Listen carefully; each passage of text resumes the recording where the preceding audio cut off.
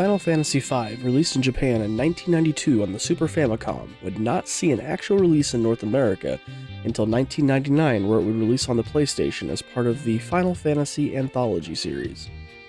2015 would see a release of a 3D version of Final Fantasy V on Steam.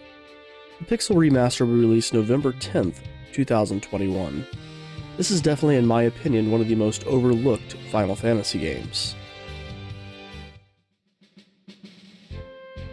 Final Fantasy V brings back the job system in all of its glory and improves upon it. Now as you level up jobs, you gain different job abilities. As you switch to a new job, you can bring one extra ability from another job you have gained to truly customize your characters as you want. Within reason. There are some battles throughout this game where you will want to use specific jobs with specific extra abilities. Regardless though, there are 22 jobs available to you, including the Freelancer. And as you level up the jobs and master them, the Freelancer job becomes more potent. The Freelancer can use any equipment and can equip 2 abilities from other jobs. The music in this game, as all the other Pixel remasters, is absolutely gorgeous. The battle theme, victory theme, main theme, battle on the big bridge, just amazing. Let us also not forget the best song in this game. The Chocobo theme.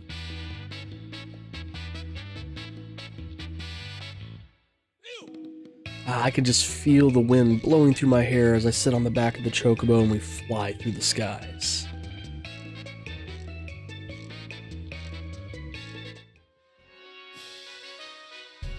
We start the story with our main character Bartz, known as Butts in the fans translated emulation, and his partner in crime, Boko, the Chocobo. A giant meteor falls from the sky and it's time to investigate. We are introduced to our other party members, Lena and Galoof. Galoof has developed amnesia and outside of his name and providing some muscle, doesn't really remember anything. Eventually we run into Ferris and her pal Sildra. We notice the wind has stopped and are tasked with investigating the wind crystal. What kind of Final Fantasy game would this be if we didn't have to go and save the crystals?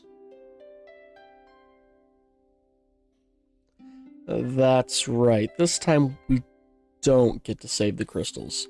We've relied on them too much and have pushed them past their limits. Though them exploding into shards provides us with our jobs, so... silver lining? For those wanting to avoid spoilers, go ahead and jump to the timestamp shown on the screen. Getting to story spoilers in 3, 2, 1...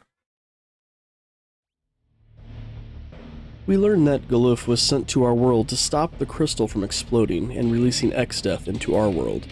He was defeated by Galoof and his crew, sealed away, and put on our world for safety.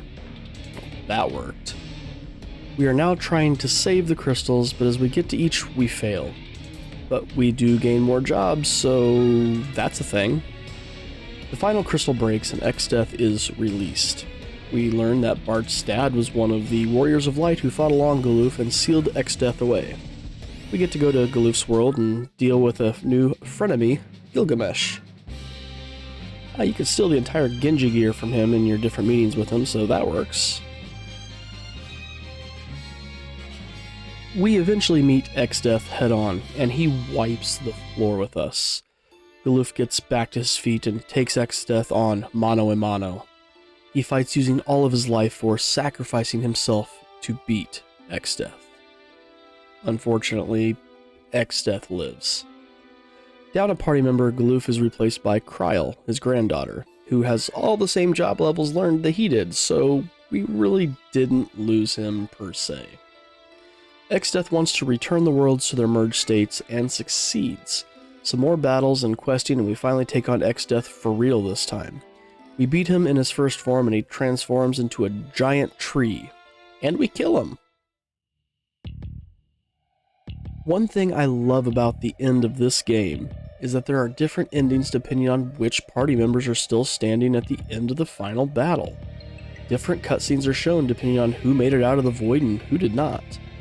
While I like how there are some type of multiple endings to this game, overall, the story is somewhat weak. The grand theme is about environmentalism, which I don't have a problem with.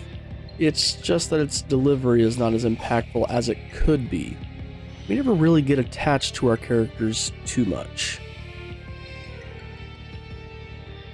Of the SNES era of Final Fantasy games, Final Fantasy V is my favorite. It's not my favorite Final Fantasy game of all time, but of this era.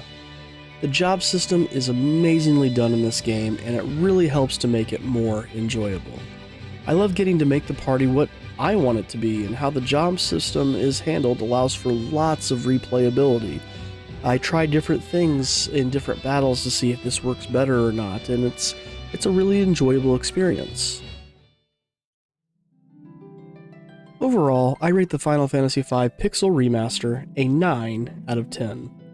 It's a solid game that for me was a lot of fun to play. However, if you have never played a Final Fantasy game before, I do not recommend this entry as a starting point. If you're interested in this style of gameplay, start with Final Fantasy IV first, and then you can move on to 5. That being said, this is a great game to pick up, whether it's on sale or if it's even still at full price.